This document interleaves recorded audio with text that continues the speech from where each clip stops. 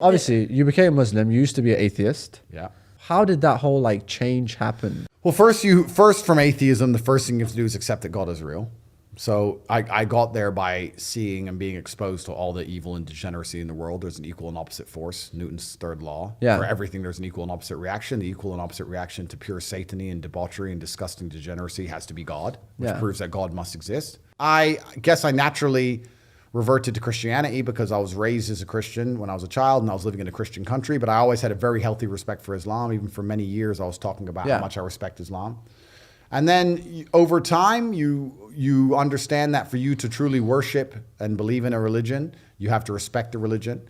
And I had more respect for Islam than I ever had for Christianity. And that's where you ended up becoming a Muslim. Now, I'm certainly not an Islamic scholar by any regard. I don't want to be, since I've reverted, a lot of people ask me very detailed questions. I'm on a journey like everybody else. I'm new to this, like everybody else. I'm not here to quote the Quran. I don't understand a lot of it yet. I'm just studying like everybody else is. But I have a very healthy respect for the belief system, and that's why I understood it's the place for me to be. But how did you learn? Like, did someone teach you? Did you have Islamic friends? Or, I'm curious. Yes, I've always had Islamic friends. So I grew up in the Islamic Republic of Great Britistan.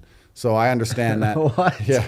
You never heard of it? No, I've not. The Great Republic of... The Islamic Republic of Great Britistan. Britistan. Yeah. Never heard of that one. Londonistan is its capital. Yeah. So I grew up in an Islamic country, effectively. Everybody I knew was Muslim, and England is an Islamic country now de facto. It's completely Islamic. So I grew up with a bunch of very close Muslim friends, and I've always been not envious, but certainly I've had a large amount of adoration for their respect for their families, respect for their culture, their brotherhood, the way they operate. I've always thought it's the fantastic way to be. Yeah. And it's been a very long, ongoing conversation. I've been exposed to the religion and people who were Muslim for a very long time, my entire life. Now, since you become a Muslim, have you stopped drinking alcohol? Yes.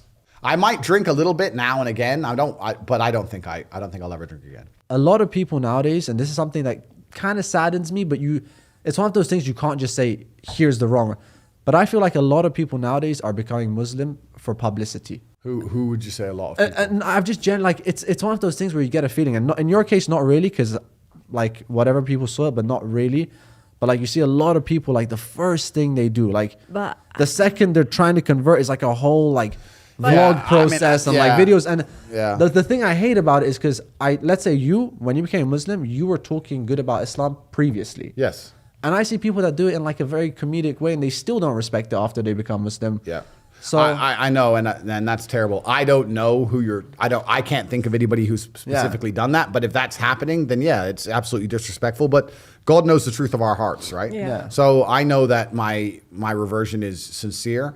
I understand that because I'm in the public eye, there's going to be some degree of people who question it, but I know that mine's completely sincere. And the people who do it in a non-sincere way, God knows the truth, and they're not going to be able to fool him. So good luck. But I personally, I support it. No, definitely. Showing it, you know why? Because already the internet is so polluted with so I much like shit. it. It's the way you show it as well. It was a good way. I'd rather see that than definitely was a good something else way.